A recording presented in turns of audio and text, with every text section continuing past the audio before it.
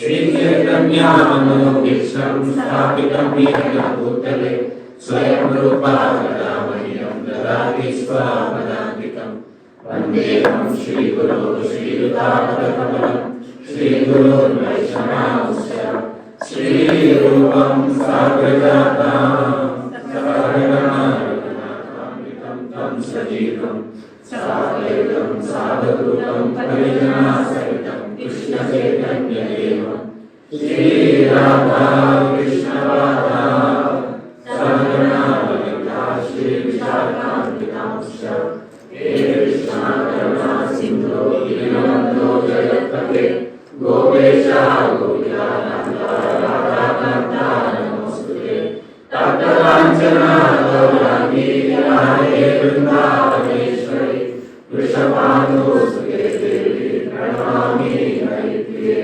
Vansha Kalpatarubhyasya Kripasindhubhya eva cha Patitanam Pavanebhyo Vaishnavebhyo Namo Namah Jaya Krishnapadaya Krishnaveshtaya Bhutale Srimate Bhaktivedanta Swami Niti Namine Namaste Saraswati Devi Gauravani Pracharini Nirvishesha Shunyavadi Paschatya Desharini Jai Shri Krishna Chaitanya Prabhu Nityananda Shri Advaita Gadadhara Srivasadi Gaura Bhaktavrinda Hare Krishna Krishna Krishna Hare Hare Hare Rama Rama Rama Hare Hare.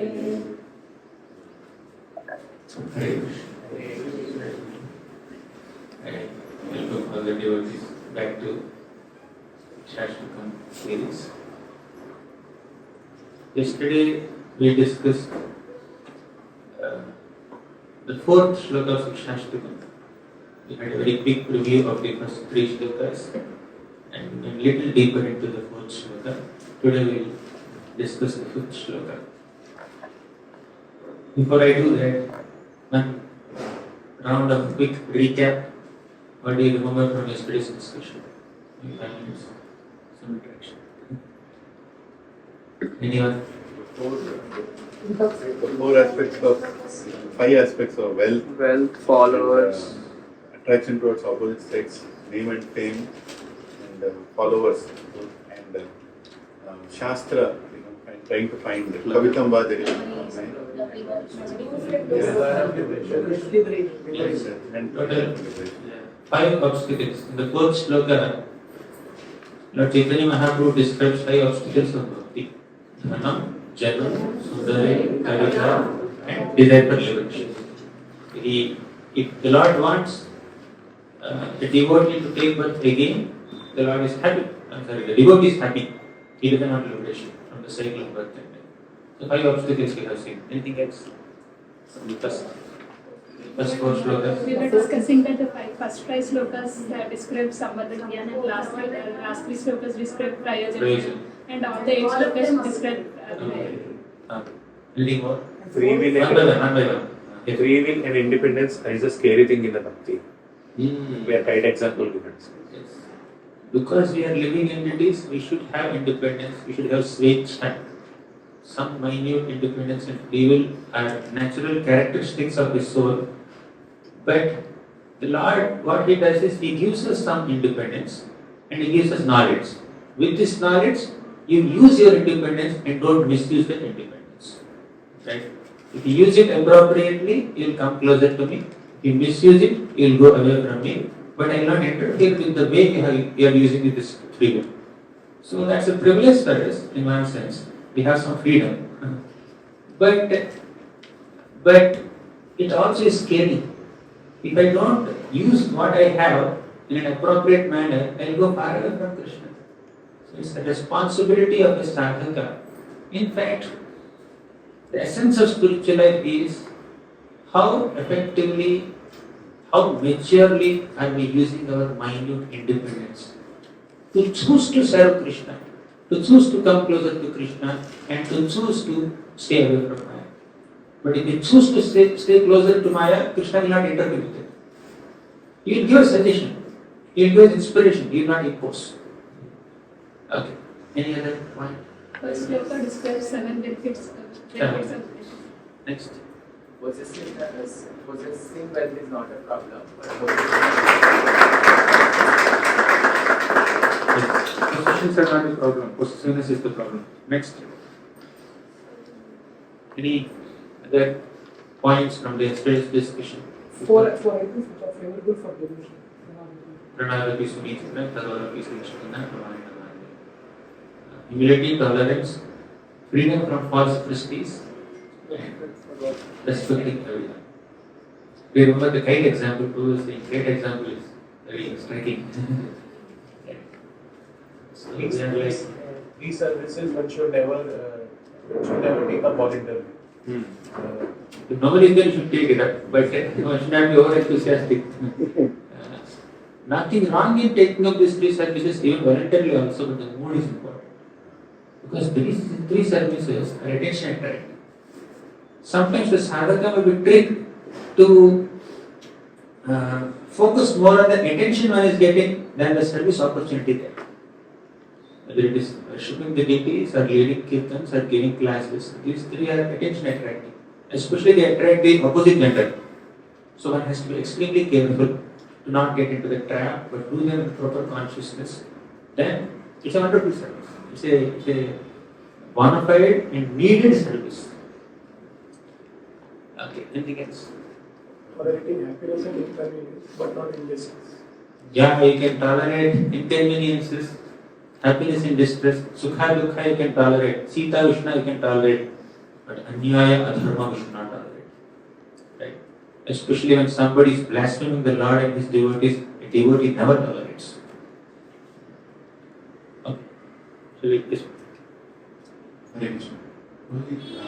I was just meditating on what it was yesterday, and one thought that came is, and practically we can see that many people who are behind jnana, devotees come for different reasons to satsang. Some people have a tendency of knowledge, like getting more and more. Some people into seva, some people into, chanting in others. But the people who come towards knowledge, only focusing on knowledge, start very easily comparing with others. That oh, he doesn't know knowledge, then they start sharing more and more, as if they only know. And people become very discomfortable around them. And kind of that also becomes an obstacle in their, rather than telling how much knowledge they have, they should show it by their own practice, how much they are following it, and sort of. Okay, definitely. Actually, jnana and vairagya are supposed to be accompaniments of bhakti. They should not overpower bhakti. So when you do bhakti, you definitely get some knowledge, right? Knowledge about Krishna's Nama, Rupa, Guna, Leela is a product of the process of bhakti. Because in the process of bhakti, the first item is Sravana. When you do Sravana, you will get some understanding of Krishna's Nama, Rupa, Guna, Leela. That's great, that's amazing. But our knowledge should be devotional knowledge and not dry knowledge, speculative knowledge. Unnecessarily getting too analytical and philosophical, and if those philosophical, analytical, speculative, intellectual gymnastics overpower our devotional bhava, then you miss the point, you miss the essence of it. Actually, Rupa Goswami gives us a very big warning. Jnana and Vairagya, they make our hearts hard-hearted. We become hard-hearted with too much of Jnana and Vairagya. Vairagya has to be there, but it should not be too much Vairagya. Jnana has to be there, it should not be too much Jnana. Like when somebody dies, he should have the that is undergoing some trouble, some problem, we should have that soft-heartedness to empathize with them, sympathize with them, be kind and compassionate upon them, not saying that you are not his body. Yes, Jnana. What is the Jnana? He is not acknowledging someone else's pain. Right? So, Jnana should not overpower Daya. When somebody is too analytical, they don't have soft emotions. Right? So, similarly, Vairagya also. Yesterday we were discussing, right? Cheto Darpana Marjana. The mirror of the heart is cleansed by Sri Krishna Sankirtan. We were discussing. Yeah, 7 effects of Sri Krishna Sankirtan. First effect is cleansing the heart from the dirt. And what is the dirt? Do you not have to say that? Dirt is 3 types. We discussed it yesterday. 3 types of dirt. No? So one is Anyabhilasha, material desires. Second is Bhoga, material enjoyment. In overindulgence in sense pleasures, that is Bhoga. Third is Tyaga. Renunciation is also dirt covering the heart. So when the renunciation is dry renunciation, Prapanchikataya buddhya harisambandhi vastunaha mukshirva parityago vairagyam phallu kathyate. If you think this is material, this phone is material, this tripod is material, I will not touch it. That can be utilized in Krishna's seva. So that which has a potential to be used in Krishna's seva should not be rejected. If you reject those objects, material objects that can be nicely engaged in Krishna's service, that is called Phalgu Vairagya, useless renunciation, dry renunciation. That kind of renunciation is an obstacle in bhakti. So Jnana and Vairagya will make us hard-hearted. We cannot empathize with people, sympathize with people, we cannot develop soft emotions for the Supreme Lord. Shall we start? Any other points? Yes, I'll give this point and I'll take the question. I have a question. Give us this point and I have a question. Yes, please. On Dhyana, what exactly is this Dhyana that we are talking about? Is whatever we hear about devotion service about in Srimad Bhagavatam and Bhagavad Gita, is that Dhyana or which Dhyana are we talking? Good question. When Rupa Goswami said, Anyabhilashita sunyam jnana karmadi anavartam, he is not eliminating jnana. In bhakti, there is a lot of bhakti jnana, devotional knowledge of Krishna's Nama Rupa Guna Lila. As you said, when you are reading Bhagavad Gita, Bhagavatam, you get some knowledge. That knowledge is favorable for bhakti. But there is some set of spiritual practitioners, they cultivate jnana with the intention to enter Brahman. So some jnana is like only neti jnana, not this, not this, not this, means they only analyze matter and spirit and understand that matter is temporary, I should stay away from matter. And spiritual is impersonal, spirit is impersonal, I should enter into impersonal Brahman. That is the jnana data. Only speculative or overly intellectual philosophical analysis of matter and spirit. They don't enter actual form of the spirit. Spirit is different from matter. Like in the material world, there are relationships. Spiritual realm means no relationships. Here there are forms, there are no forms. Here there are activities, there should not be any activities. This is called neti jnana. Means whatever you see in this material world, they analyze it and they generate an opposite conception of what they see in the material world. Because in the material world, relationships will create a lot of problems. In the spiritual world, there is not many problems. Means no relationships. Here the forms are material. They are subjected to transformation. So, in the spiritual world, no transformation as such. There should be constancy. So, what is constant? Voidness, nothingness. So this is another type of jnana. Too much of jnana. And they will convince you also. Sometimes. They convince us that spiritual life means no forms, no names, no activities, no relations, no rasas. That voidness, that nirvisesha, attributelessness, lack of variegatedness is the ultimate spiritual realm. So this kind of jnana is what is eliminated. And sometimes jnana tendency can also manifest in being overly analytical. As Prabhupada says, paralysis by analysis. You just see, even quote Vaishnava scripture like Gita Bhagavatam only, from a linguistic perspective, you do some linguistic analysis, grammatical analysis, poetic analysis, chandas, meter analysis, and historical analysis. You see from Manvantara perspective, you see from Yuga perspective, people just miss the point. So that also, it's not impersonal jnana definitely, but that's unnecessary jnana.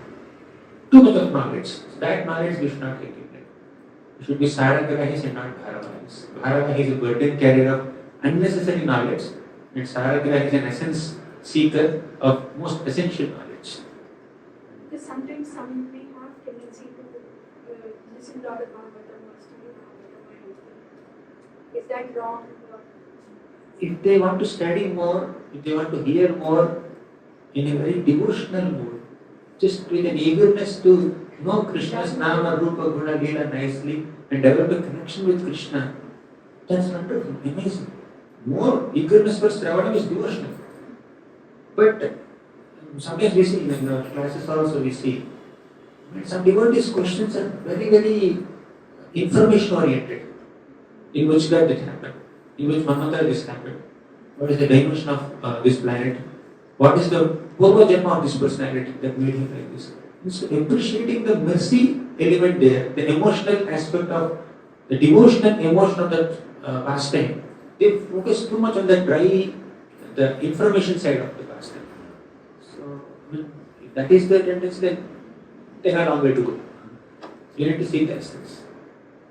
Ajahn, what happened in his past life? Prahalad, who was in his past life? The information is given by Acharyas, please relish it. And the extra information is enhancing your devotion, that's amazing. But if the focus is only on information and not on the essence, that's a problem. Somebody asked one of our preachers, which name is great?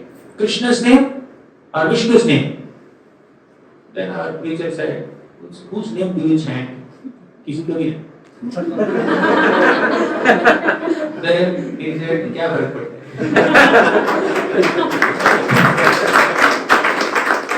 They just want to know whose name is better, but they don't want to chant any name. But use of that knowledge. Use of knowing whether Krishna is great or Vishnu is great, whose name is great. You need to go hundreds of Shastric statements.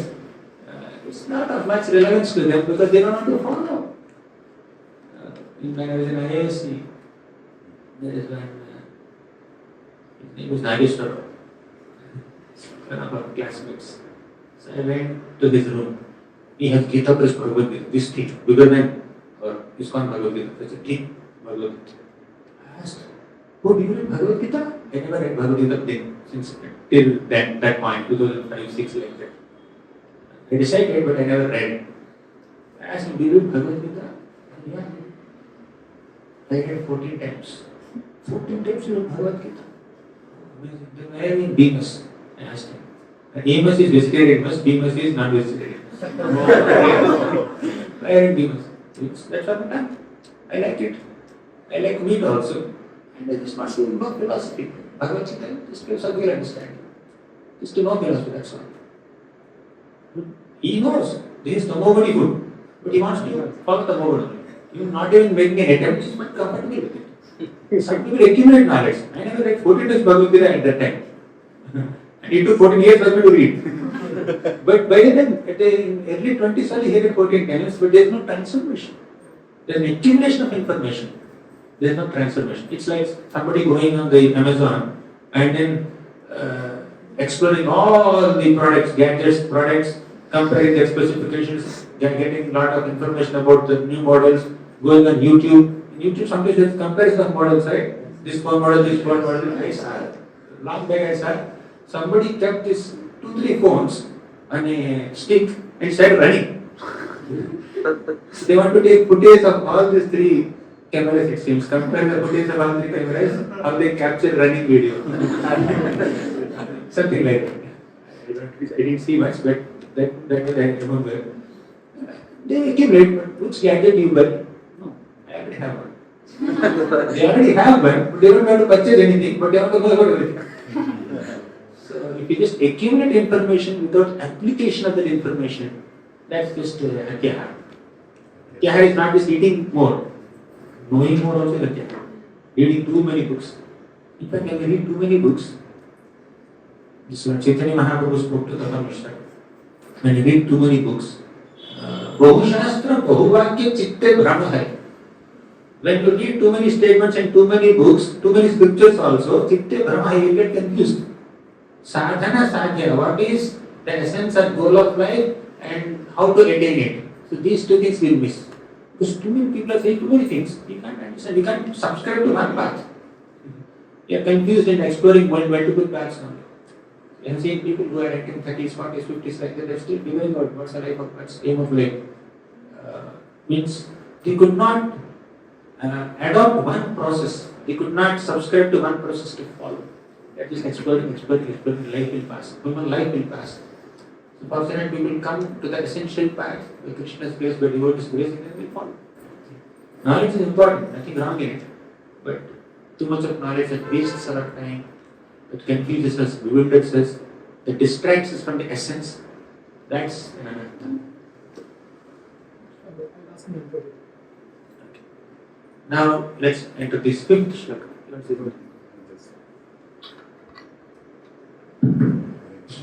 The aspect that you told that daya is more important than jnana, that is really very deep statement. Because many times I personally have seen in my small spiritual life that people when they get knowledge, they very easily get puffed up and they get arrogant. Very immediately. They learn 2 shlokas and they feel they have learned the entire Vedas, and they start. And I've seen one devotee, I don't know the name, they were sitting beside me. One great sannyasi was giving lecture. He quoted half the shloka, because in the flow, and sometimes some Western senior devotees, they not able to quote the shloka properly in Sanskrit. They just surface it up. But the essence they speak, the most relevant. His focus was not. This is also not quoting shlokas properly like that. It's thought process. I was thinking, my God, how dangerous is jnana when it is not, complemented along with seva and daya. When he told that, I was remembering that daya is like he's not even merciful on anyone. Like I want to share information in the group, but I don't want to come to satsangs. I don't want to do any seva. I don't want to be doing any menial service. I don't want to, but I think I'm a most knowledgeable person in the satsang. That can so easily crop up. How do we protect ourselves from that? Actually, knowledge that does not induce humility in us is just a burden. Is actually ignorance. Vidya Vinaya Sampanni. Vidya is supposed to induce Vinaya-ness. Vidya is jnana, knowledge. Vinaya means humility. Vinaya plus jnana becomes vijnana. Ahankar plus jnana becomes ajnana. You take Vinaya, V from Vinaya and put it in front of jnana, it becomes vijnana, realization. Knowledge that is accompanied by humility leads to realization of that. You internalize it, you realize it, you absorb it, you understand it, you implement it, you apply it, you demonstrate it. That's what knowledge is supposed to do when it is accompanied with humility. But with the knowledge is inducing arrogance in us, ahankar plus jnana, take half and put it in front of jnana, it becomes ajnana, ignorance. My spiritual master said, you may have read hundreds of scriptures, you can quote hundreds of shlokas, you can mesmerize the audience, you may be extremely eloquent, but if there is even a slight tinge of envy and pride in your heart, you have not understood a single syllable of what you are studying and speaking.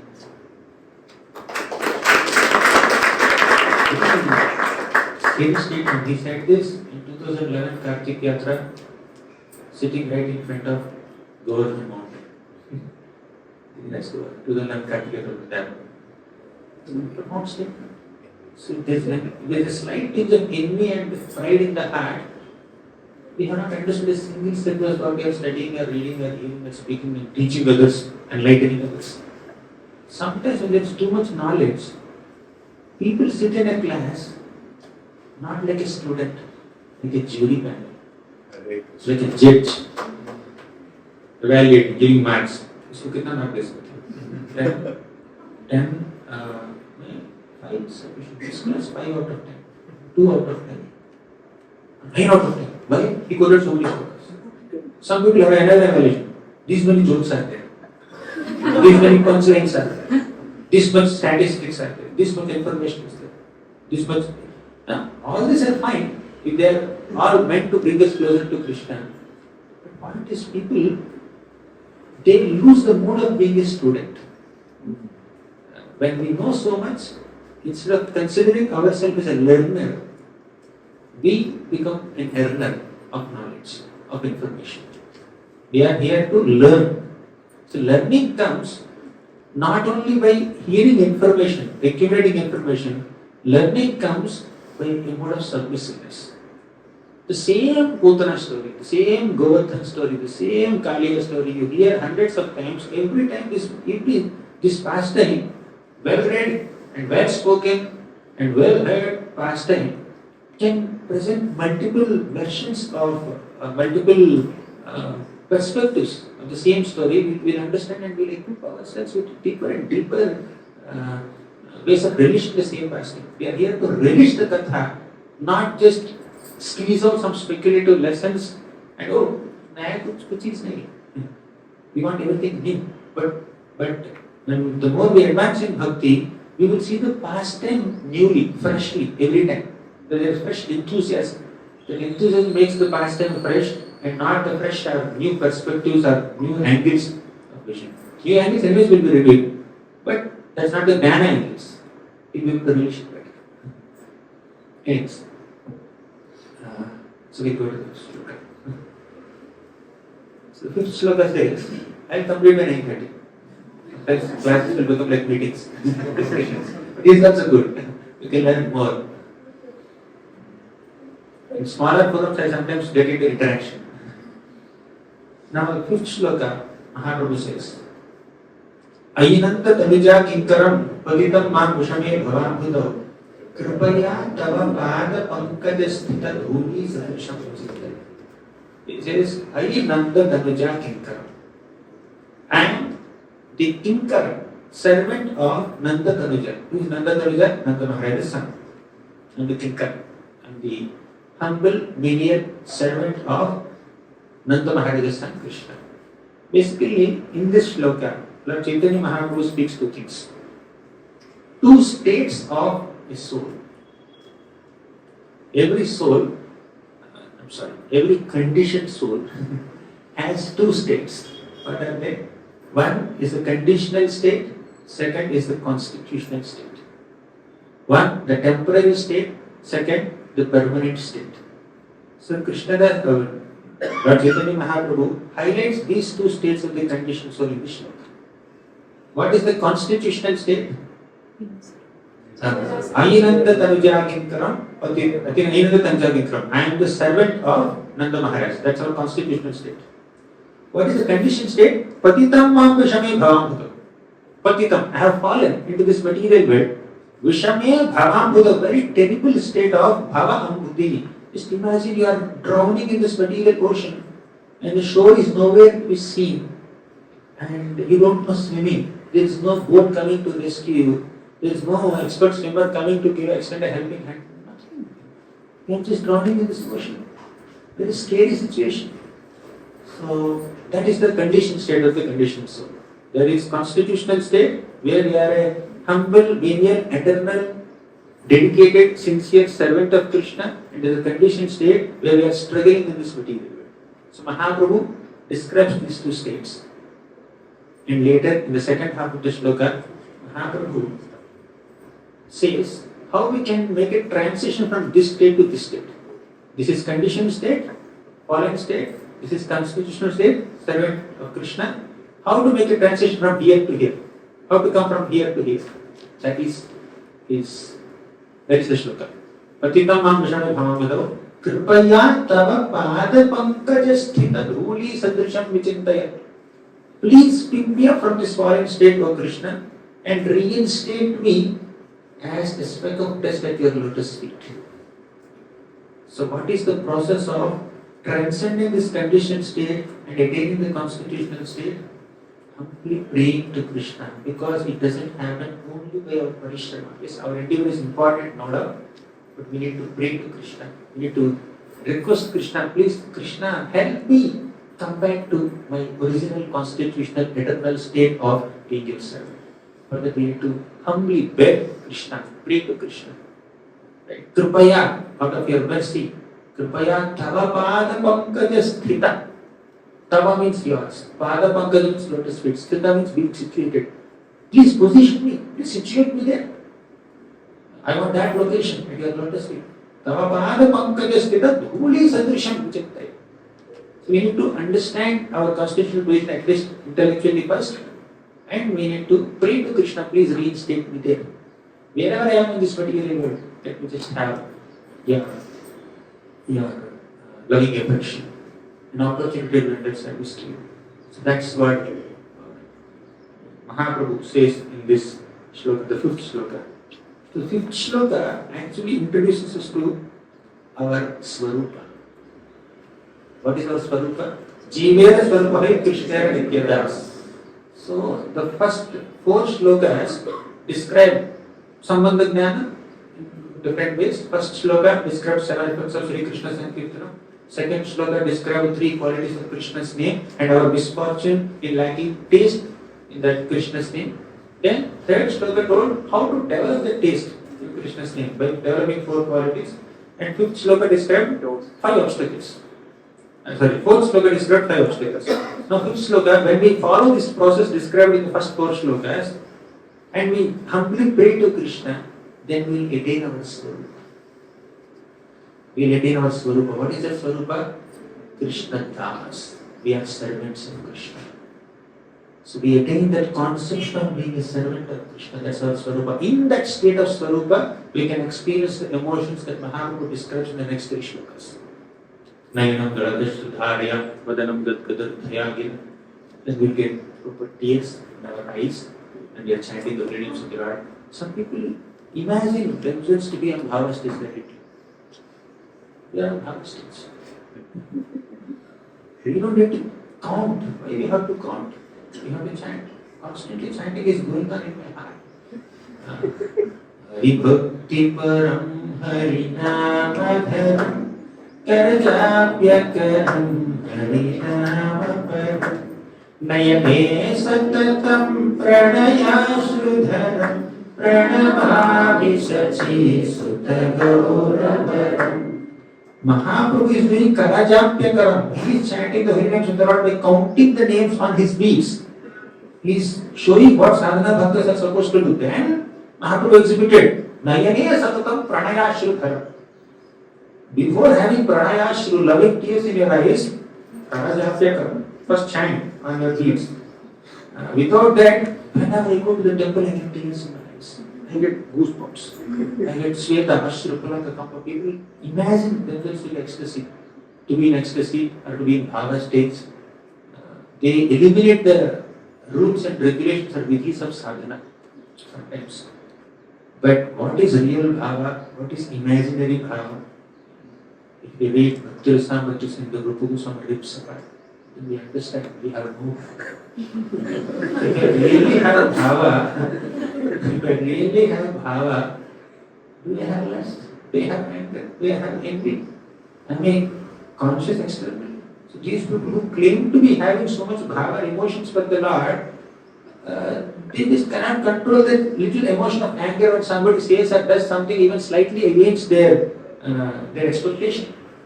How can you become so agitated? You should be oblivious to what others do when you are in bhava. Very, very rarely come to human plane in the bhava stage. So it's very, very scary thing to overestimate our bhakti. Better be humble. Actually speaking, those who are in the bhava stage, those are very, very advanced in bhakti, they don't reveal their inner emotions so easily. Those are actually doing public display of devotional emotions. Many times they are fake. And those who actually have deep emotions for Krishna, they hide them. They don't reveal them so easily. Right? So we cannot, actually it's our Shastras sufficiently give us the scope not to become sahajiyas. How is important? Emotion is important, but it's not artificial emotion. It's not a premature display of emotions. It's a mature, acquired emotions, not acted emotions. Not acquire that emotion by being sadhana sincerely. By sincerely being sadhana, by chanting the names of the Lord, by worshipping, by doing seva, by following the instructions of seniors. So we can advance to the stage of bhava. We cannot imagine ourselves to be on the stage of bhava. Anyways, coming back to this shloka, let's go a little deeper, but in a more streamlined manner. So that's why I opened the book so that I don't go everywhere. I do a concise definition in next 20-25 minutes. First, constitutional state. That constitutional state is Ayanta Danja Kinkara, a blissful servant of Krishna. Right? So, Krishna said in the Bhagavad Gita, Mama eva amsho jiva loke jiva bhuta sanatanaha. Mama eva amsho. Everybody is a servant of Krishna. It's an amsha of Krishna. So, as an amsha, our duty is to serve. Prabhupada gives this example, simple example. This body has multiple limbs. Each limb is an amsha. This hand is an amsha of the body. This finger is an amsha of the body. So the duty of a finger is to serve the whole body. Every part of the body is trying to serve the whole body. Similarly, we being amshas of Krishna, we are supposed to serve the Lord. That's our original constitutional position. Right? The best way of living. Okay, let me meditate on the statement. The best way of living life is to be in harmony with the best part of ourselves. You understood this? The best way of living life is in harmony with the best part of ourselves. What did you understand? Before I elaborate, please tell me. I speak the statement third time. The best way of living life is to be in harmony with the best part of ourselves. So what did you understand? To be what we are, not to fake ourselves. To be what we are. To be what we are, not to fake. Very good. One perspective. Yes, Mati. Best part of ourselves is the super soul sitting within us. Super soul is not our part. We are part of super soul. The best part of ourselves is our Okay, heart. We don't know our best part. Huh? We don't know our best part. Realizing that we are not in harmony with ourselves. Okay. We don't even know the best part. Okay, then you cannot explain the statement. Who knows that we have best part? So, Best part that is is the a soul, which is proper instrument in the hands of that is being the best of us. Okay. The intention or ability to act as an instrument in the hands of superiors or Guru or Krishna, Shastras, that's the best part. Okay, very good. Anything else? identity of the soul. Yes, Vishalji. Really, we have both this, like example is in good dog, bad dog. So Ah, when we it's nurture close. this good dog by feeding those qualities, and when we are spending more time in that one, that is like harmony. Very, very most accurate so far. Yes. By recognizing and appreciating what God has given us and utilizing it in His service, really harmonizing what we have instead of complaining what we don't have, then we actually live. Very good. Any one last opinion? The best part of ourselves is our original constitutional position, being the servant of the Supreme Lord and being in harmony with them. Correct. Very good. Excellent. All answers are correct. Actually, all of us have multiple parts within us. When you say part, it could be part of your mind, or part of your intelligence, or part of your ego, or part of your body, whatever. We, as an entity, have multiple parts. A part of us is hankering for eating delicious food. A part of us is hankering for some recognition, name, fame, prestige. A part of us is hankering to experience some material pleasures, very high advanced technology, or a part of us is aspiring to go for an American tour. Nothing is there, don't worry. There's nothing there. I went there. No, it's not worth having that aspiration. But anyway, the part of a typical conditioned soul is aspiring to experience some pleasures in some place or in some way or some other. A part of us is also having some kindness among other people. A part of us is having some kind of concern and emotional attachment towards some family members and friends. A part of us is seeking knowledge. A part of us is wanting to give knowledge to others. But the best part of every single living entity is the desire to serve Krishna, the desire to love Krishna. That's the best part of us. When we're sitting in class, different people have different things going on in the mind. A part of your mind is thinking, oh, class is so nice. A part of your mind is saying, when will the class end? A part of yourself is saying, I know this point already. A part of you are not in the class, you are thinking about your school or college or your home or office, etc. And another part of us is thinking about some conflict that has happened with another devotee or a friend yesterday. How many of you had this experience? You are in the class, you are thinking about some past incident. Sometimes we are reading a book sincerely. We are reading a book, we read 1 page, 2 pages, 3 pages, not a single line registered in the mind. You are reading. Paragraph after paragraph. Line after line you are reading, not a single line or point registered. Everything is frustrating. You will open the same page and say a paragraph. You don't feel like reading. First time you are seeing it. Because mind is somewhere else. So the mind or heart or whatever consciousness, it has multiple parts. And the best part of ourselves is that aspiration or that desire or that anchoring to act as a servant of Krishna, loving servant of Krishna. So, the best way of living life is in harmony with that best part of ourselves. Right? We have to be harmonious with that desire. None of us are bad. Don't think yourself as bad. Don't hate yourself. That does not mean you not have genuine repentance, but I'm saying all of us are pure spirit souls. We all have the potential to love Krishna and serve Krishna. The only problem is Maya is distracting us. Because Maya is distracting us, that does not mean we are bad. When will we become bad? We become bad not because Maya is distracting us, but because we are giving into the distraction. Right? We are giving into the distraction of Maya. Maya will distract us. Right? That does not mean she is bad. She is doing her duty. What is the duty of Maya? To test us. How serious are we in bhakti? And when we are advancing more in bhakti, Maya will give more severe tests. Right? So, a KG student will get a small test only. Similarly, a neophyte devotee will get smaller tests only.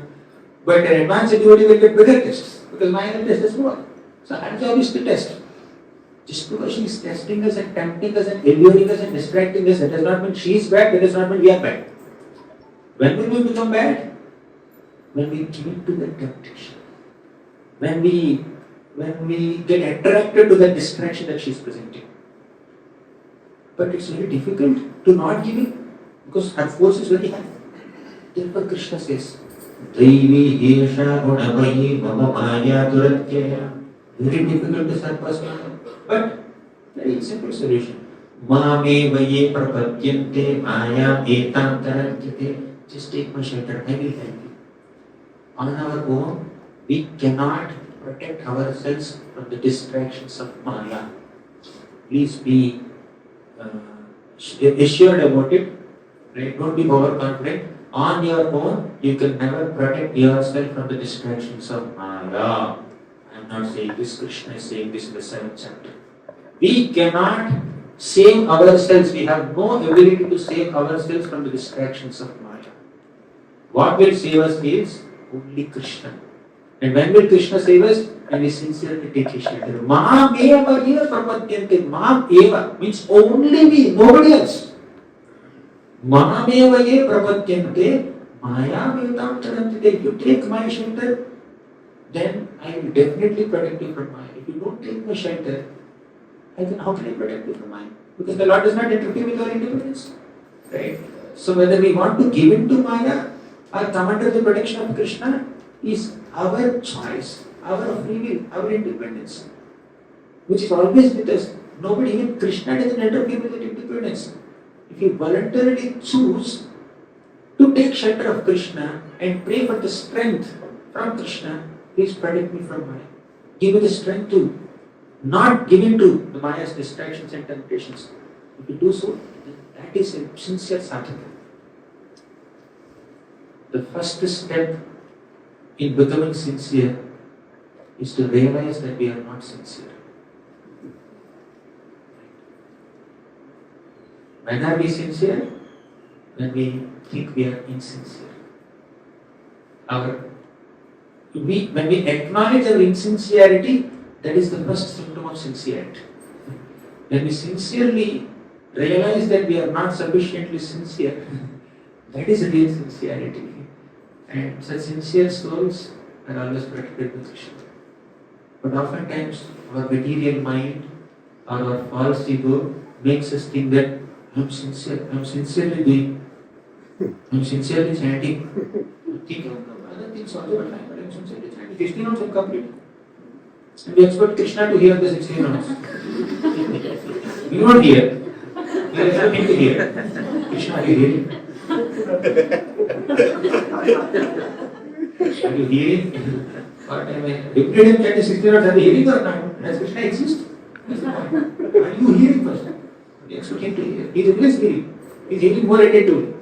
He can tell you in which mantra, in which name of which mantra I will become distracted when you started thinking about some scandal that has happened. Krishna can tell you. He will give good record and he gives X-ray or CT scan or MRI report of your chanting. We will feel ashamed and we don't know where to hide our head.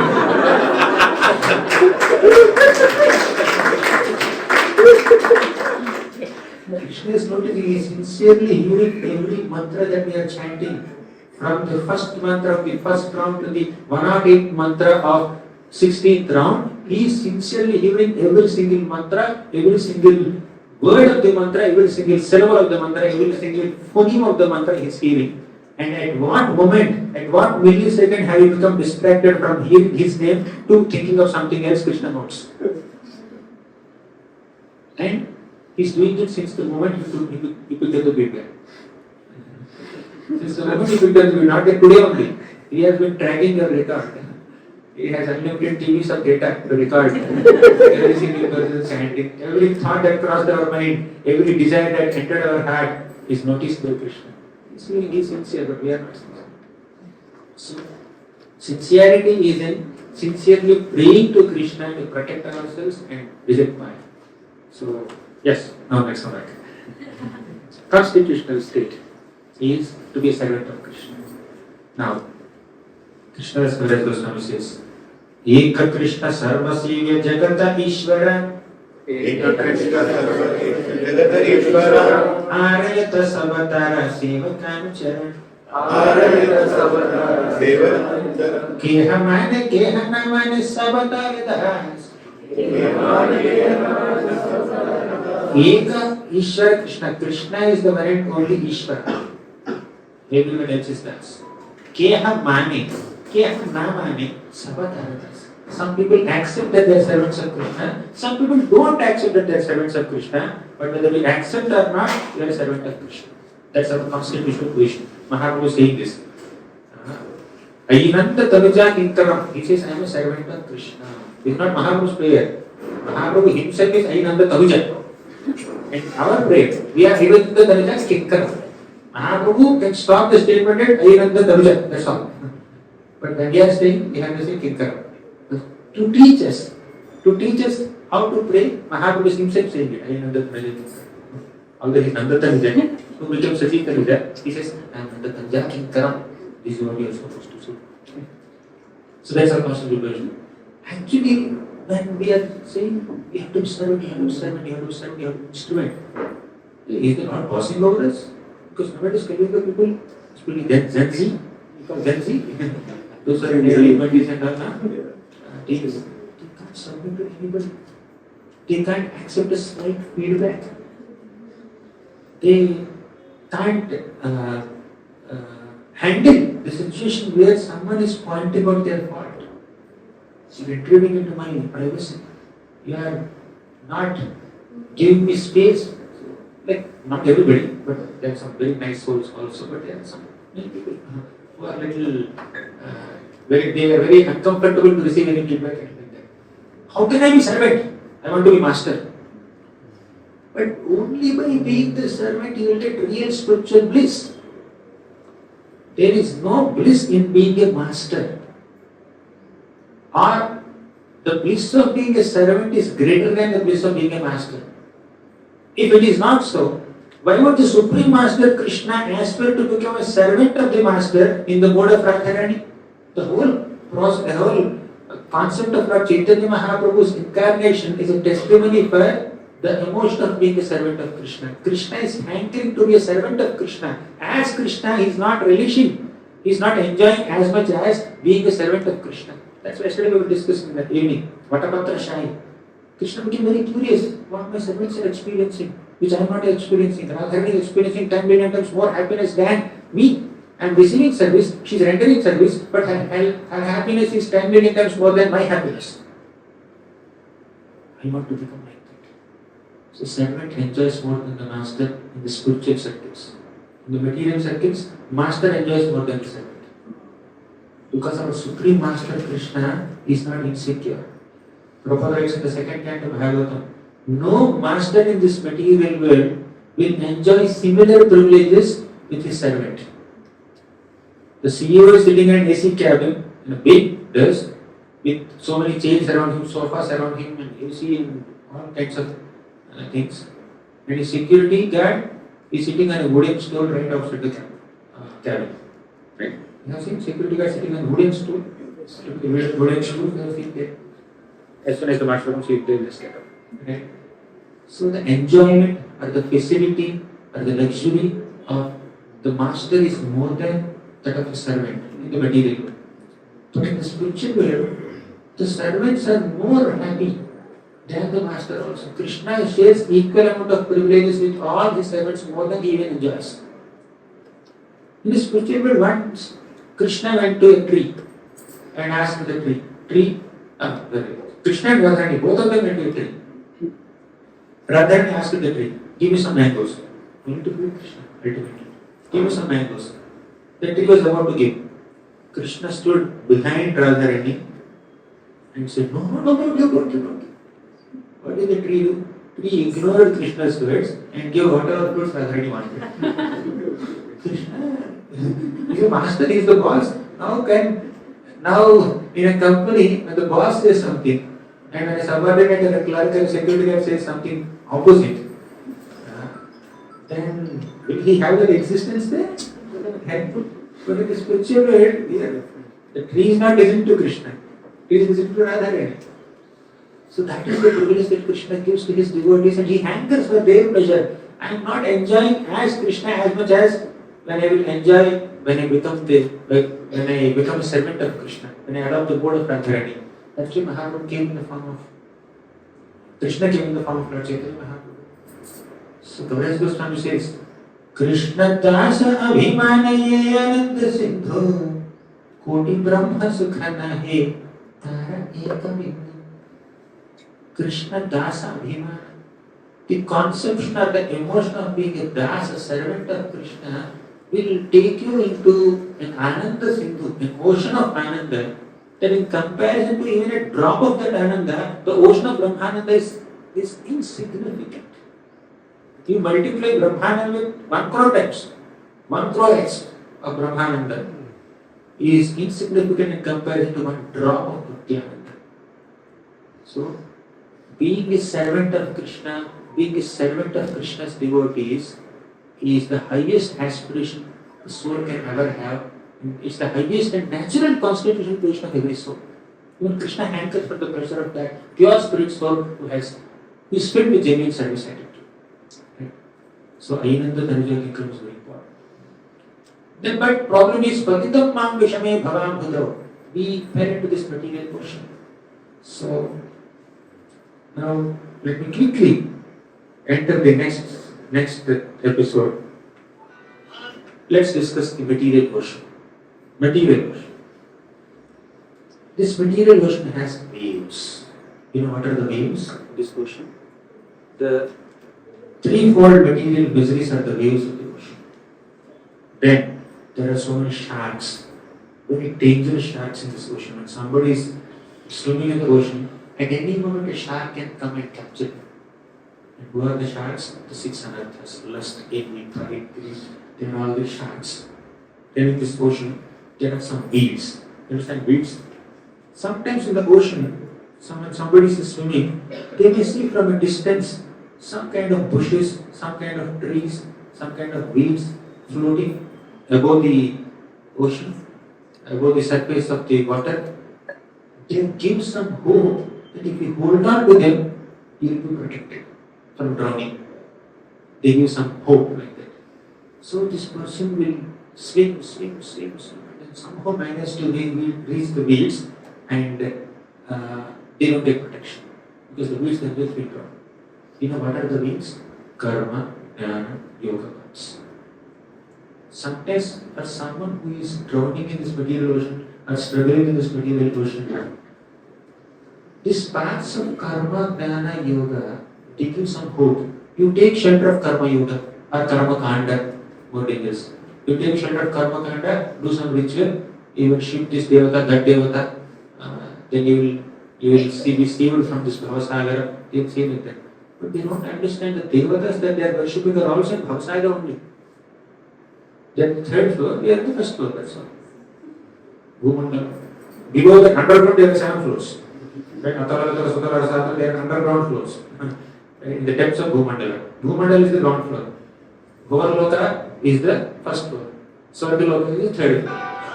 Just by going from Swargaloka is second floor. Just by going from this Bhumandala, Bhumi plane, earth plane to Swarga plane, you have not done anything.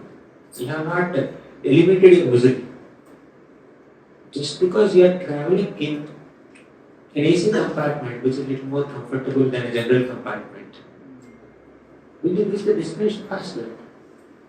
So if the train is stuck with some difficulty, people who are in the AC compartment also will be stuck.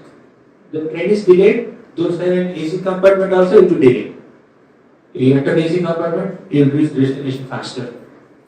Nobody will promise like that. You are genuinely comfortable. Similarly, in the Swargaloka also, there may be extra comfort, but they are also subject to the birth, death, old age, disease. Right? So some Vedic paths like karma path will promise heavenly enjoyment. Jnana path will promise liberation. Yoga path will promise some mystic siddhis, ashta siddhis, anima, mahima, lahima, garima, prapti, and all that. So this karma path, jnana path, yoga path, which are promising so many ways of delivering you from the samsara saga, they are like weeds, they are not boats. Weeds cannot protect, boat only can protect. What is the boat? Boat is bhakti. And also, when we are drowning in the ocean, there are winds. So many winds. What is that wind? Bad association. That intensifies suffering, like raging storms and violent winds that will make survival even harder. So in this material ocean, we have seen the material existence is like an ocean. What are the waves? Threefold miseries. Waves and difficulties. Threefold miseries. Threefold miseries. Sharks, Anarthas. 6 anarthas. Weeds, Means that your karma jnana. so-called spiritual paths of karma, jnana, yoga. And winds, bad association. So we are in the midst of this. What is the way to come out of it? Kritsrovaha, boat, correct. Kritsrovaha iha bhavarnamamaplabeshaham shadvarganakrama sukhena titirashanti. Tattvam harir bhagavato bhajaniyam anghrim krutolapam vyasanamuttaradustaranam. You can take it. It's all. It's great. Hare Krishna. Kritsro bhavan iha bhavarnamamaplabesham. This material ocean is very difficult to surpass. Bhava arnamam. Arnamam is ocean. Shadvarga akrama sukhena titirashanti. This is infested with so many sharks. Shadvarga akrama means the six anarthas, which are sharks.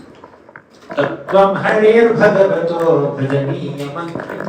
If you take shelter of the lotus feet of the Lord, bhajaniyam anghrim.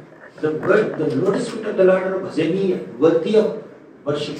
Tattvam harir bhagavato bhajaniyam anghrim. And that attempt that you make to worship the lotus feet of the Lord will act like a boat. Krutvodupam vyasanamuttaradustaranam. Krutva udupam. Udupa is boat. So your attempt to take shelter of Krishna acts like a boat that saves you from the material existence, material ocean. So Bhagavatam sufficiently declares that this boat is the process of Bhakti Yoga. Boat that boat. Don't trust weeds. Sometimes some dead bodies are floating on the ocean. Some people kill somebody and throw the dead body in the ocean, and the dead body starts floating. And you think, oh, it's wonderful log, wonderful board, let me just go and hold on to it. How long you can hold on to dead body and then float in the ocean? Not possible. Or some logs are there, wooden logs are there. Sometimes when you are holding on to the logs, so many logs are there, logs will, themselves will hit us. Two logs can come and hit us like this. Dharmapath and Jnanapath will hit us like this and we'll drop in the ocean. So this is the nature of material ocean. The only process of coming out of it is sincerely taking shelter of Krishna. Krishna, please protect me, reinstate me, please pick me up from this fallen state and reinstate me as a speck of dust at your lotus feet. There's no end to describing this shloka, very beautiful and profound shloka. So, but I think I'll conclude here, 9:60. Time. You may have some questions. I can continue, but you have to ask some questions and then I continue. 9:30. 9:30. Okay. So the second half of the shloka says, first half we have seen Ainanda Tanuja Kinkaram, the constitutional position of the soul. Second line we have seen Patitam Mam Vishanai Bhavamadu, the conditional state of the soul, means the fallen state of being in the material ocean. And the third line says Kripaya Damapada Pankada Stita Dhuli Sadrisham Vichantiya, means you please consider me a speck of dust at your lotus feet and give me the opportunity to serve you. Let me come back to my original constitutional position. So, in this context, Krishnadas Kaviraj Goswami quotes one shloka in the Chaitanya Charitamrita. He says, Bhavantamevanucharam nirantara prashanta nihishesha manorathantara Kadahamaikantaka nitya kinkara prahashayishyami sanatha jivitam. Bhavantamevanucharam nirantara. The devotee's prayer is, O Lord, Eva anucharam nirantara, let me be your constant companion. Let me accompany you constantly. Anucharam nirantara. Prashanta nishyesha manorathantara. Only when I become your anuchara or follower of your instructions, follower of your teachings, subscriber of your devotional path, then prashanta, my heart will become prashanta. A conditioned soul's heart is agitated always, constantly agitated with material desires, agitated with so many unwanted emotions and feelings and desires and hankerings and attachments and aversions, unfulfilled hankerings, agitated. But that mind will become calm, that heart will become calm, prashanta. Nihishesha manorathanta. What destroys our shanti is manoratha. Manoratha means unwanted desires. Nihishesha manorathanta means the material desires will become nishesha, means they become extinct, they become zero. Prashanta nishesha manorathanta. Kadaha aikantika nitya kinkara. Aikantika means one-pointed devotion. Ekanta bhakti, right? So ekantika nitya kinkara, let me be your nitya kinkara, let me be your constant servant, and let me constantly hanker for the position of being a servant. A sadhaka has an understanding that I am a servant of Krishna, but a sadhaka does not constantly act on this plane. The difference between an advanced devotee and a neophyte devotee is both have an understanding that they are servants of Krishna, but an advanced devotee is constantly in the mood of being a servant of Krishna. A neophyte devotee, once in a while he remembers that I am a servant of Krishna, but most of the times he forgets. Most of the times we forget. We may chant, we may hear, we may worship, we may preach, we may do so many things, but sometimes or many times Maya will make us think that you are not the servant, you are the boss, you are the leader, you are the ruler, you are the master, you are the proprietor, you are the enjoyer. You have given 20 orders to all these people. Right? You are the boss. So Maya will those people who are sincerely following, they can go back to Godhead sometimes. Those who are guiding them, they must stuck here also. And if he goes to the entrance of the spiritual world and says that I have made so many people into devotees. You know that? Vishnu Dutsa are not allowing me. They will say, you have made so many people to devotees, but you have forgotten to take one person as a devotee. You have forgotten to make one person as a devotee.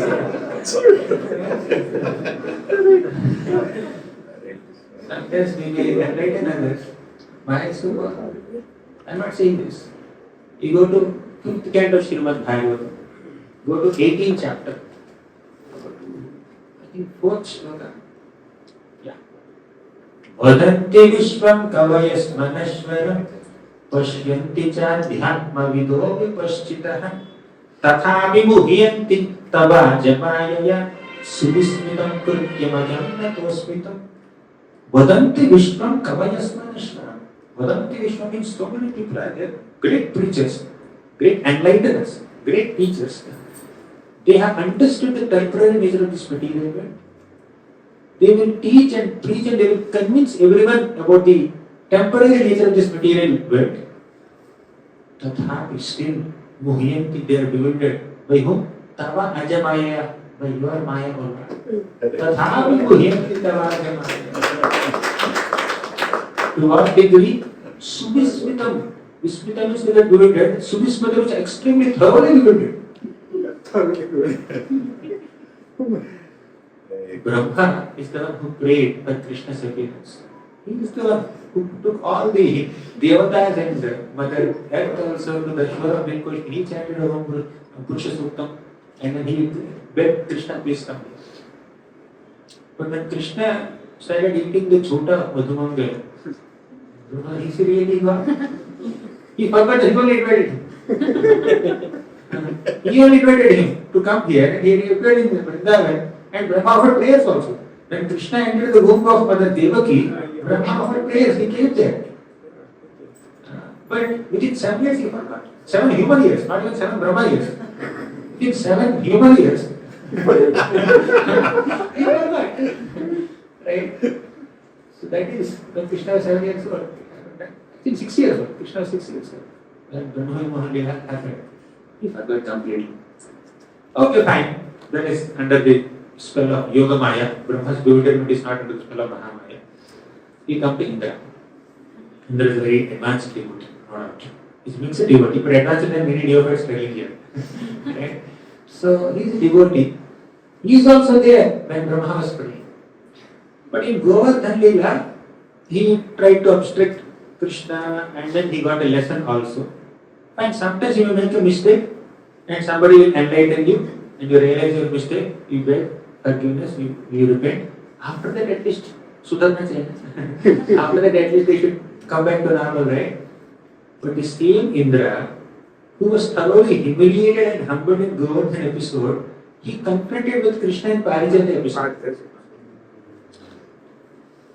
When Krishna was 7 years old, he was humbled. But when Krishna became a little older, and he went to Dwarka, so Indra forgot. Forget Dwarka, forget Govardhan episode also. Before Krishna killed Narakasur, Indra came from Indrapuri Swargaloka to Dwarka, fell at the feet of Krishna and said, please protect us from Narakasur.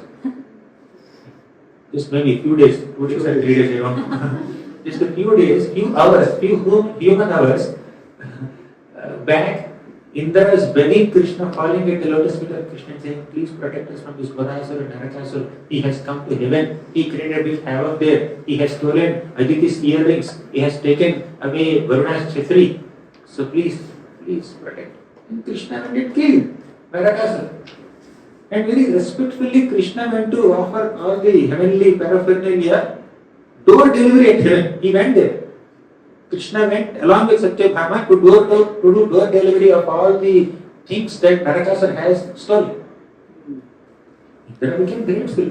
But within a moment, when Krishna wanted one little plant, one little tree, Parijata tree from the heaven, Indra said, okay, you take it away from me. Where did he get Parijata tree?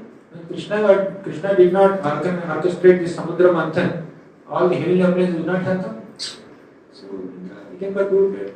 So we should never be overconfident. We should never underestimate Maya. The more time we are spending in bhakti, the more is the possibility of Maya presenting greater tests. The greatest bewilderment comes on the internal plane, not external plane. One may somehow manage to control external anarthas. We may not aspire to wear colorful dresses or having different hairstyles or whatever over a period of time. Internal subtle lust is there. Desire for name, fame, prestige, power, control, position, privileges. People should honor me, people should respect me. So that can come. So we need to be extremely careful about that. So, now, we conclude with one nice shloka. So in this shloka, Mahaprabhu said, take shelter of the lotus feet of Krishna and become a guest at his lotus feet. Now let's conclude with this. Anaradhya Radha Padam Bhojanena Anashritya Vrindatavim Tatpadankam Asambhashitat Bhava Gambhira Chittan Kutaha Shyama Sindho Rasasyavagaha. So Acharyas are very expert and religious of this Krishna Katha. When Mahaprabhu is saying, take shelter of Krishna's dust, immediately Acharyas are quoting, take shelter of Radharani's dust. Without taking shelter of Radharani's dust, you cannot get Krishna's dust. The meaning of the shloka is like this. You also recite.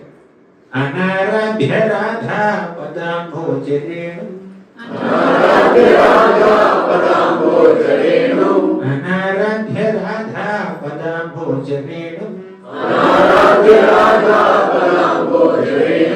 Anashritya Vrindatavim Tatpadankam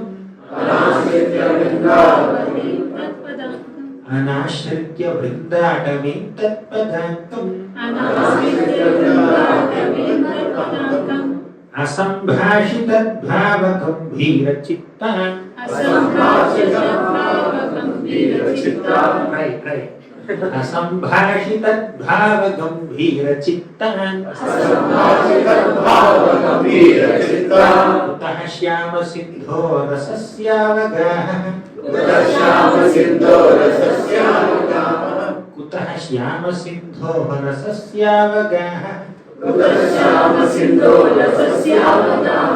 After knowing the meaning, you will be more enthusiastic to recite. First point. Anaradhya Radha Padam Bhojanenu. Very simple shloka. Aradhya means to worship. Anaradhya means not worshipping. Anaradhya Radha Padam Bhojanenu. If you are not inclined to worship the dust particles at the lotus feet of Radharani, Padam Bhoja means lotus feet. Renu means dust particles at the lotus feet. Anaradhya Radha Padam Bhoja Renu. If you don't worship the lotus feet, the dust from the lotus feet of Radharani. First point. Second point. Anashritya Vrindatavim Tatpadankam. Ashritya means to take shelter. Anashritya means not taking shelter. Anashritya Vrindatavim. Vrindatavi. Atavi means? One means? First. So Vrindavan is also called Vrindatavi. Right? Anashritya Vrindatavim Tatpadankam. Tatpadankam means Radharani's footprints are there in this Vrindavan Dham. So if you don't take shelter of Vrindavan Dham, which is imprinted with the footprints of Radharani, the second point. What is the first point? If you don't take shelter of the dust of lotus feet of Radharani. Second, if you don't take shelter of Vrindavan Dham, which is imprinted with her footprints. Third point. Anashritya Vrindatavim Tatpadankam Asambhashitat Bhava Gambhira Chittan. Sambhashana means conversation, talking. Asambhashita means not talking, not conversing, not nicely and not lovingly conversing. Right? Asambhashita. Asambhashitat Bhava Gambhira Chittan. So there are some great devotees who have Bhava Gambhira, means they are very grave in their emotions in taking shelter of Radharani. So these devotees have taken shelter of Radharani. If you don't converse with them, if you don't lovingly talk to the devotees of Radharani, Kutaha Shyama Sindho Rasasyavagaha. How can you ever enter into the nectarian mellows of Shyama Sindhu? Shyama is Krishna. Shyama Sindhu means Krishna ocean. Krishna is emotion of what? Rasa. So Krishna is emotion of rasas. Avagaha means to relish it, to experience it. How can you ever experience the nectarian mellows of Sri Krishna without taking shelter of Radharani's foot dust? without taking shelter of Vrindavan, without taking shelter of Radharani's devotees. Three things. Dust from Krishna, Radharani's lotus feet. Second, Vrindavan Dham, which is imprinted with her footprints. Third, Conversations of talking to devotees of Radharani. So without devotees of Radharani, without dust of Radharani, without Vrindavan, we cannot take shelter of Krishna. Therefore, to become reinstated in the lotus feet of Radharani, takes the shelter of Radharani. Okay. Next, sorry, one minute extra. Thank you, Sri Chaitanya Siksastakam Prayers. Any questions or comments?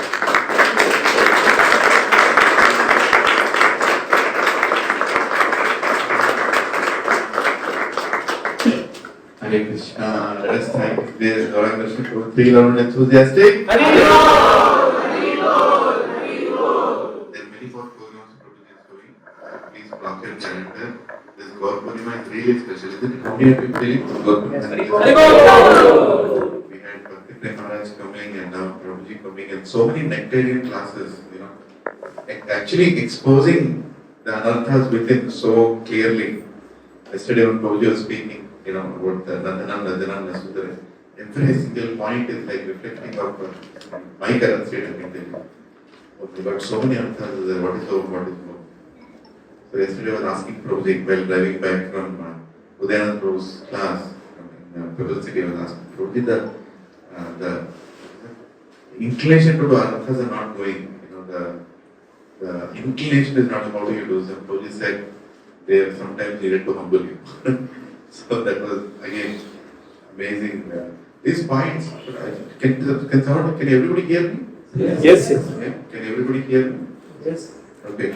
How is this mic? Okay. Good, right? Good. You can use this. Can everybody hear me? No. Okay. You must be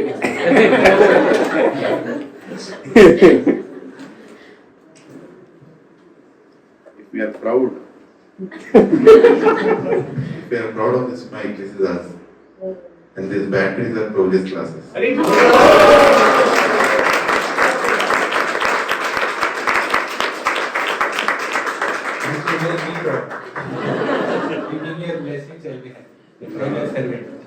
This kind of classes are recharging us, preparing us to go back to Krishna. And if we miss these classes, then Krishna is definitely going to send an MRI report that Prabhuji told. My takeaway from today's class is if Krishna comes in front of me, I'll tell, don't show me the reports. Because I don't want to see that report. When today's morning report is not good. I don't want to see that report. Thank you, Prabhuji, for the examples you're giving. And can't believe this little hall has so much that Krishna is giving from here in the form of different sannyasi Maharaj who came, 9 sessions of Chaitanya Prabhu right here. So we get 9 days. Unbelievable. But problem is, this mind keeps forgetting them. But I think if we are constantly coming here without any gap and not leaving an opportunity for Maya to divert us and keeping this as the highest priority, this Prabhuji could have given this class anywhere else, right? But we have requested Prabhuji and Prabhuji accepted. And in fact, when I told Prabhuji that, Prabhuji please give us, he only told, why don't you do this class? In the chat that I was having with him, what is the thing? So it's a great sign that Krishna is asking Prabhuji to do something for us. And Prabhuji is proposing.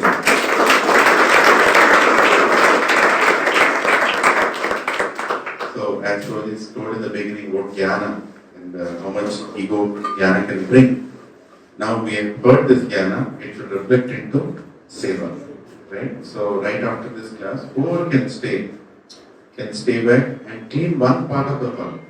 So you have given this part of the hall, bring everything out, clean everything and keep it back, right? So because we want to invite Chaitanya Mahaprabhu here, not with dust and all these things, right? Even if all of us or some of us spend 20 minutes cleaning this, then definitely what Prabhuji told, Cheto Darpan Mandira will happen in our hearts. So let us take the opportunity and decorate our heart, decorate this hall tomorrow by coming early, don't come late. If somebody has an office, you don't have an option. If somebody has a parent or some medical care inside in your home, you don't have an option. But if you have an option, if you really have an option and you're coming late, that means you're actually not giving your best to Krishna. And Prabhuji told, harnessing the best in you makes you happy in life. Right? So we have to harness the best in us tomorrow and after also. But tomorrow is Gaur Purnima. Please fast until moonrise, right? Until moonrise. And the hall will be open tomorrow. Somebody wants to come and chant here. Through the day you can chant. Morning till evening. You just keep chanting. And prepare as many items for inviting Gauranga Mahaprabhu. Our target is 365, right? So that means at least one thing we offer one day, each day of the year, as a satsang, as a whole group. Right? We are representing ourselves as a whole satsang in front of Chaitanya Mahaprabhu. Abhishekam will happen. Dot 5:30 Abhishekam is going to start. And dot 6 o'clock it will get over. Right? So that is a half an hour slot. And in half an hour, if 200 people are there, then that itself is difficult to finish it. Right? So please come on time. Please take half day leave if you have to take it in offices. Now only inform. And tomorrow is holy anyways. Many of them have holidays as well. And so 6 o'clock, the lecture will start. 6 to 8 o'clock. We have 2 hours of lecture and promotion will be here. And then we'll also, offer the chapan bhog 3 chapan 3 क्यों क्या बोलते हैं? 365 bhog. We'll try to reach that number. Let us individually target that. We want to do it as a group, right? And after the festival, day after tomorrow morning, there is a class by Prabhuji in Telugu in Lansam, Tamil. So Prabhu is organizing. Everybody go take advantage. And afternoon in my home Ankura, there is a class by Prabhuji in Telugu again. So please go and take advantage there as well. My home Ankura. Devotees will be so happy to see you in that office. No need for any count, no need for anything. He is already counting. He already knows who all will go. And evening class is in late evening class. My home jewel in Madinaguda. Prabhuji is going to give. There will be Gaur Purnima celebrations again. Again Abhishekam. They are doing it on Saturday. Prabhuji will be going there. And that will be English. That will be English. That will be English. And Sunday, Prabhuji is going to Abbot's temple. If somebody wants to hear in Abbot's temple, take darshan of Radha Madan Mohan, and also hear from Prabhuji in Abbot's temple. They also have Sunday Peace class. And then Sunday evening, Prabhuji is giving a class in English in NCC Arpon. But I request, they already have a congregation where they are doing. That is the reason we wanted Prabhuji to go there. But everybody else stay back here because Prasad Prabhu is going to give a class on chanting holy names, 450 rounds in 7 days. Right? Something that they have done recently. He and many others have gone along with his grace Anandan Prabhu to Siddhapakul. And in first day they chanted 128 rounds and then 6 days of continuously chanting 64 rounds. And in between they have heard classes and they have heard inspirational things from his grace Brajvihari Prabhu and Anandan Prabhu. So even though we could not go to Siddhapakul, but whatever that he could accumulate, assimilate, he's going to put it all in a presentation. Today morning he sent me the presentation. I was mesmerized just looking at the content of the presentation. I don't know how we'll finish in one session, but don't miss it. It's going to happen here. Prabhuji told one thing, I'll end with this, that while they were doing this in Siddhapakul, in between, His Holiness Bhakti Vaishnava Parivrajakacharya Maharaj, he came there, and he didn't know that devotees are sitting and chanting. He was visiting Jagannath Puri, he just came and said, oh my God, so many people are chanting. And then he asked, what is going on here? And someone told, Maharaj, this is a marathon of 7 days, chanting 64 rounds every day with 128 rounds in the beginning. And Maharaj, in one sentence, he told, this is what we are supposed to do after hearing, learning, doing everything. And you are doing the exact final thing, that we are supposed to do. So, all these classes and festivals should improve our chanting, should induce us to chant more. And Sunday's class is the essence that we are going to receive from Prasad Prabhu.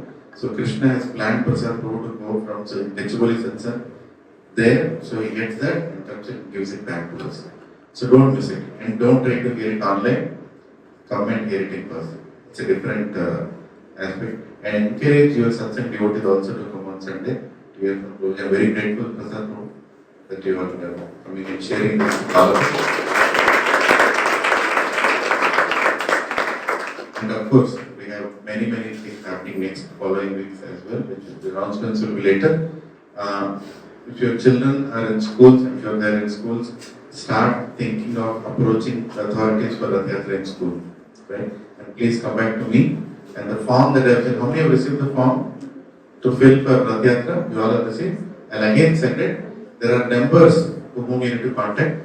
More announcements I'll do it tomorrow after Gaur Purnima lecture. Hare Krishna, Krishna Krishna, Hare Hare, Hare Ram, Ram Ram, Hare Hare.